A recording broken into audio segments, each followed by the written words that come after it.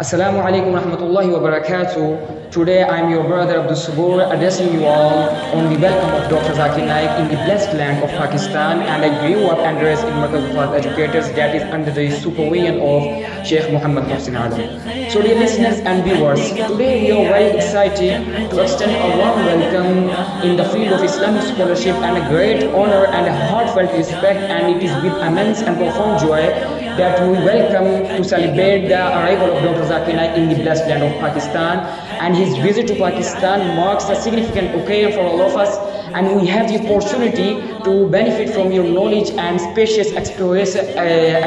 And your visit to Pakistan marks a significant occasion for all of us, and he is known for his countless lectures and debates that making him one of the most influential figure in the contemporary of Islamic values. Through his captivating speeches have touched the hearts of individuals in various parts of the world. And he is not a rebel scholar but also a passionate advocate for the teachings of Islam.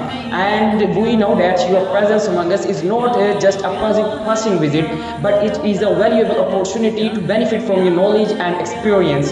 And you have always been a beacon of light, beacon of knowledge for many illuminating paths of understanding and truth for countless individuals around the world. And you have always been a role model for constructive dialogue.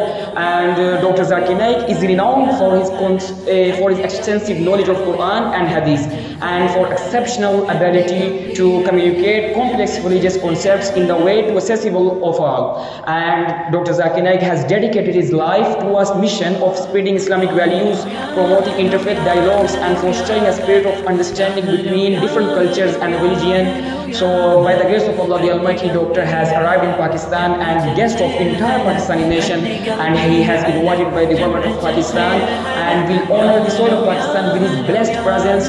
We ask Allah subhanahu wa ta'ala to bless your efforts, and may you live long, and may Allah bring your visit to Pakistan, the unity among Muslim Ummah. Thanks for listening.